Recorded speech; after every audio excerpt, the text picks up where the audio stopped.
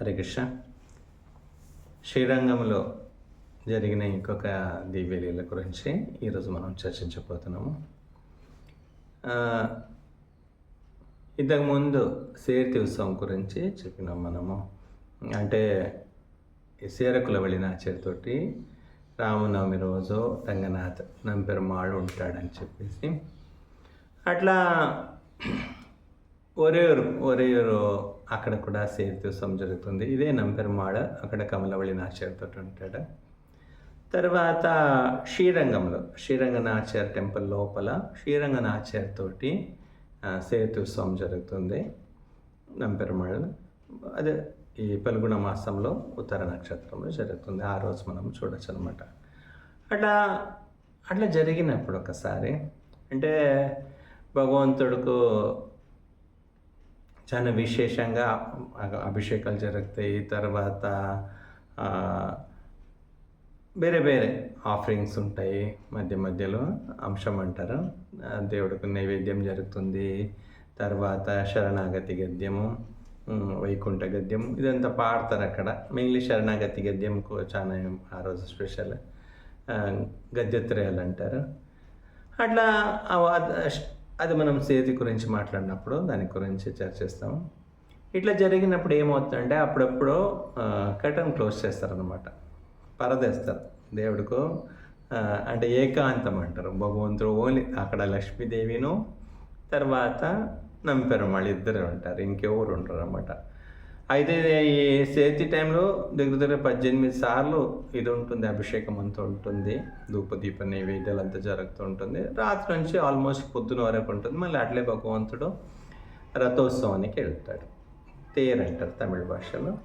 తేరు కండరోళ్ళలు అంటారు. అంటే భగవంతుడు తేర్లు రథంలో కూర్చొని భక్తులంతా అనుగ్రహం చేస్తున్నాడు అని చెప్పేసి అట్లా ఒక సందర్భం అన్నమాట. భగవంతుడు ఇంకా ఏకాంతంలో ఉన్నాడు లక్ష్మీదేవితోటి. అప్పుడు ఈ పరాశర భట్ట మీకు ఫ్యూచర్లో మనం కూరేష్ గురించి చెప్పినప్పుడు పరాశర భట్ చెప్తాము. పరాశర భట్ కూరతాళ్వందు పిల్లలు అన్నమాట. పరాశర భట్ వేదవ్యాస భట్ అని చెప్పేసి ఇద్దరు పిల్లకాయలు. సో ఈ పరాశర భట్ చిన్నపిల్లడు ఆడుకునే వయస్సు, ఆడుకుంటుంటారు.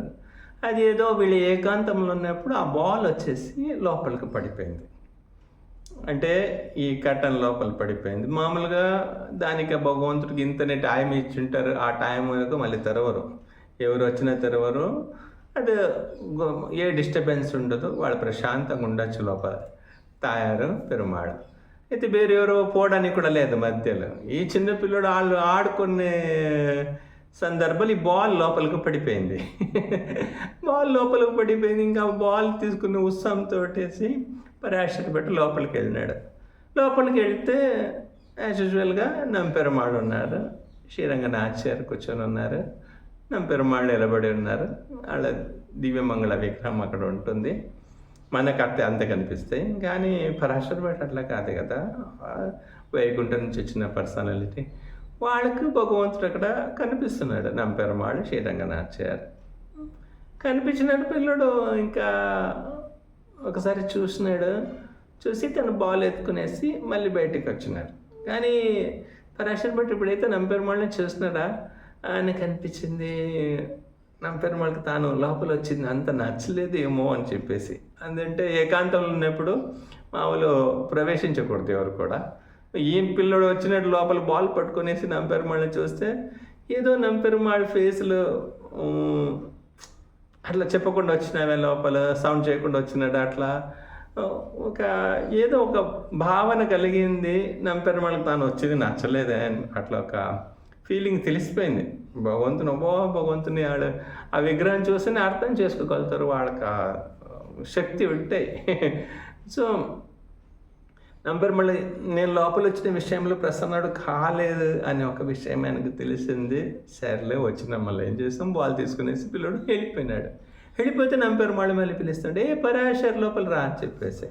అరే ఇప్పుడే లోపల వచ్చిందానికి అసమాధానం ప్రకటించినాడు, మళ్ళీ దీనికి పిలుస్తున్నాడు అప్పుడు నన్ను అని చెప్పేసి పరాశర్ సరే పిలిచినాడు కదా లోపల వెళ్తాడు. లోపల వెళ్తే నంపెరుమాళ్ అడుగుతున్నాడు, లోపల వచ్చినప్పుడు ఏమనుకున్నావు అని చెప్పేసి. అయితే పరాశర అన్నాడు, లోపల వచ్చినప్పుడు మా అమ్మ నాయన ఉన్నారని చెప్పేసి అనుకున్నాం. ఎంత ఏకాంతలు ఉన్నా కానీ పిల్లలు అమ్మ నాయన ఇప్పుడు తల్లి బట్టలు మార్చుకుంటుందో ఏం చేస్తుందో పిల్లల పక్కన ఉంటే దానికి ఏమీ అనీజీగా ఫీల్ కాదు కదా. అది హ్యాపీగా మార్చుకుంటుంది. అండ్ పిల్లలకి ఏ ఒక్కమైన డిస్టర్బెన్స్ ఉండదు, తల్లి కూడా ఏ ఒక్కమైన డిస్టర్బెన్స్ ఉండదు. బయట వాళ్ళు వస్తే కదా అట్లా మనము జాగ్రత్తగా ప్రవర్తించాలి. పిల్లల ముందే ఉంది అట్లా. లోపల వచ్చినప్పుడు ఏమనుకున్నావు పరాశరం పొగన్నం పెరుమాళ్ అడిగినాడు. లోపల వచ్చినప్పుడు అనుకున్నాను మా అమ్మ ఉంది, నాన్న ఉన్నాడు అని చెప్పేసి. అమ్మ నాన్న ఉన్నారు, పరదలు వేసుకున్నారు, అట్లా ఏకాంతంలో ఉన్నారు. అమ్మ నాన్న కదా నేను వచ్చినాను లోపలికని. సరే బయట పోయినప్పుడు ఏమనుకున్నావు అని. బయట పోయినప్పుడు శ్రీరంగనాథ్ ఉన్నాడు, శ్రీరంగనాథ్యారు ఉన్నారు లోపల అనుకున్నాను. అయితే స్వామి అన్నాడు, ఎప్పుడు అట్లా అనుకోదు.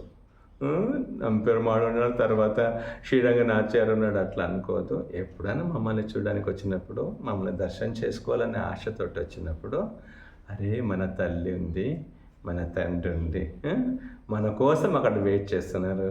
ఎన్నో సంవత్సరాల నుంచి మన కోసం అక్కడ వెయిట్ చేస్తున్నారు. మనం పోవాలా, వాళ్ళ దర్శనం చేసుకోవాలా, వాళ్ళ దగ్గర మాట్లాడాలని ఆశ ప్రతి జీవాత్మకు ఉండాలా. వాళ్ళని కలవాలా, వాళ్ళ దర్శనం చేసుకోవాలా, మన పాపని పోగొట్టుకోవాలా, వాళ్ళకి ఆ కృపాకటాక్షం మన పైన పడాలని చెప్పేసి మనకు ఆశ ఉండాలా.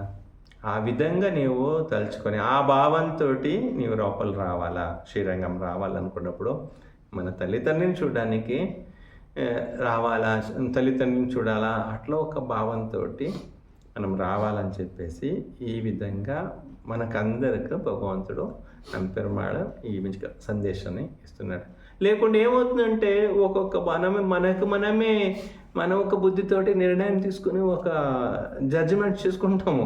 తిరుపతి బాలాజీ చూడబోతున్నామా, సరే ఇంత పెద్ద దానికి డబ్బు కావాలా, దీనికి డబ్బు కావాలా, ఆయన డబ్బు ఇచ్చే దేవుడిలాగా మనము అసలు ఒట్టి అని ఆయన ఒక ఆదాన్ ప్రదాన్ ఆయనతోటి ఏమంటారు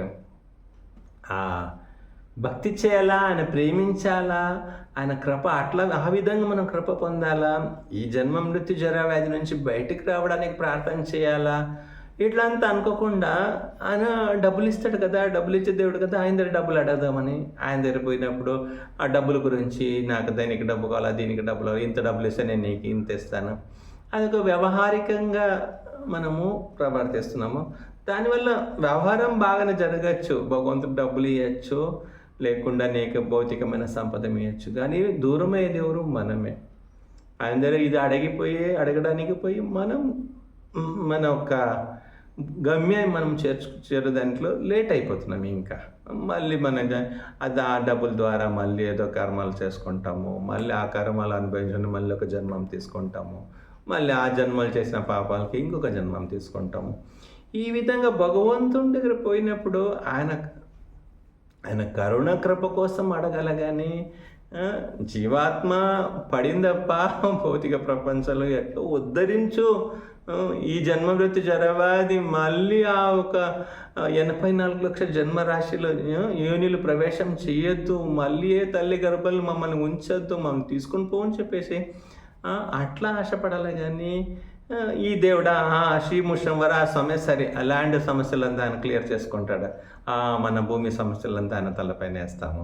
అరే మంచిగా వచ్చి నీవు నాకు దండం పెడితే నీవు శరీరం వదిలేసినప్పుడు నిన్ను తలుచుకొని నేను తీసుకొని పోతాను రా అని చెప్తే ఆ మాట మనకు తల ఎక్కకుండా ఒక్కొక్క దేవుడిని చూసిన వెంటనే ఈయన దీనికి మంచిది, ఆయన దానికి మంచిదని చెప్పేసి ఆ విధంగా మనము పోయి అంటే ఆ విధంగా దర్శనం చేసుకునే వల్ల భగవంతుని మనము ప్రసన్నం చేయలేము. ఉంటాయి సమస్యలు ఉంటాయి ప్రతి ఒక్కరికి, దాని కింద కూడా ఒక స్టెప్ పైకి వచ్చేసి మనము పెద్ద సమస్యమే, ఇన్ని సమస్యలకు కారణమేమే ఈ శరీరం కదా, ఈ శరీరం పొందడానికి కారణమేమే గత జన్మలు చేసిన పాపపుణ్యాలు కదా. సో మళ్ళీ ఈ ఒక్క జన్మ మృత్యు జర వ్యాధి ఈ పాపపుణ్యాలకు ఇరిగిపోయి మళ్ళీ శరీరం తీసుకొని మళ్ళీ కష్టపడకుండా జీవాత్మక ఆశ ఉండాలా.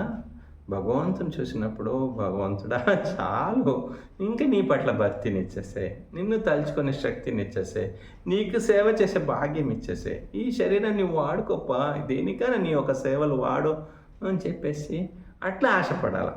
అందరి శరీరం పట్టుకొని వాడుతున్నారు కదా, దేనికి? జస్ట్ డబ్బు కోసమో లేకుండా ఏదో భౌతికమైన సుఖాల కోసమో, అంతే కాకుండా వేరే ఏం దీంట్లో ఏముంది? ఒక వ్యక్తి 30-40 సంవత్సరాలు ఒక కంపెనీలో పనిచేస్తున్నాడంటే ఏమైనా ఏం పొందినాడంటే అక్కడ ఏం పొందలేదు. ఆ కంపెనీ అకౌంట్లో ఉండే డబ్బులు కొద్దిగా ఈయన అకౌంట్ విడిచిపడింది అంతే. ఇంక లాస్ ఏమైంది? 40 సంవత్సరాలు 50 సంవత్సరాలు పోయింది అంతే. పొద్దున పోయి 7 కొట్టంగానే 6 కొట్టంగా 6 వాంగానే బయలుదేరిపోయి సాయంత్రం 7కో 8కో వచ్చి ఆయన సంపాదించింది ఏముంది? నెల అయినప్పుడు ఆ కంపెనీ అకౌంట్లో ఏదో అమౌంట్ ఉంటే అది ఈయన అకౌంట్ వచ్చి పడతాయి. అంతేగాని వేరేం పొందినాడు? ఓన్లీ టెన్షన్లు, ఆ ఆఫీస్లో ఆయన పనిచేసే చోట జరిగే రాజకీయాలు, ఆ తలకాయ నొప్పి అంతా తీసుకునేసి తన జీవితాన్ని వేస్ట్ చేసినాడు. కానీ నిజంగా పొందలేసిందేనా? పొందలేదు. అట్లా మనము కొద్దిగా ఆలోచించాలి. ఎందుకంటే భౌతికమైన సదుపయోగాలు కావాలా, జస్ట్ అది శరీరం కోసం ఎంత కావాలో అంతవరకే దాన్ని పెట్టుకోవాలి. కానీ దానికి ఎక్కువ దానికోసం మన జీవితమే మొత్తము అర్పించకూడదు. మన జీవితం ఎప్పుడు భగవంతుడి కోసము, మనసు ఎప్పుడు భగవంతుని స్మరణ కోసం ఉండాలా, చేతులు ఆయన సేవ కోసం ఉండాలా.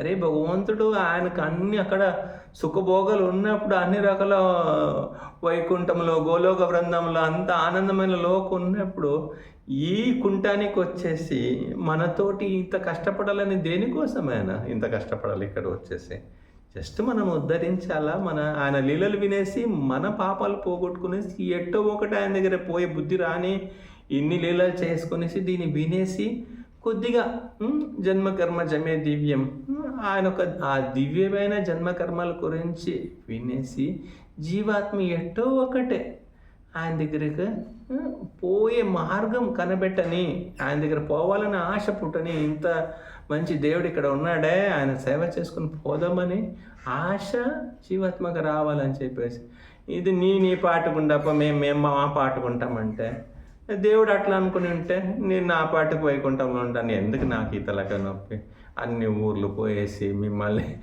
బ్రతిమాలని చెప్పేసి దేవుడు అనుకుంటే మన పరిస్థితి ఏమంటుంది?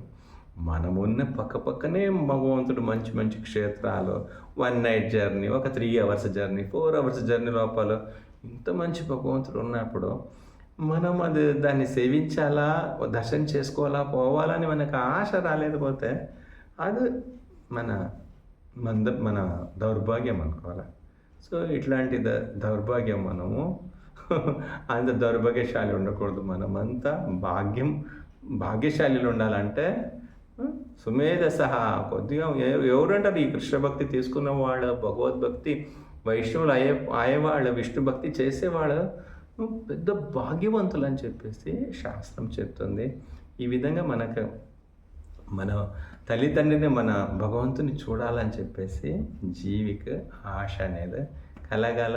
అమ్మ నాన్న ఉన్నారు అక్కడ, పోవాలా, శ్రీరంగం పోవాలా, ఆయన దర్శనం చేసుకోవాలా, తిరుపతికి పోవాలా, బాలాజీని దర్శనం చేసుకోవాలా. ఇట్లా మనకు ప్రతి ఒక్క జీవికి ఈ విధమైన ఆశ మనము కలిగి ఉండాలి. శ్రీరంగనాథ స్వామికి జయ, శ్రీరంగనాచార్యకి జయ.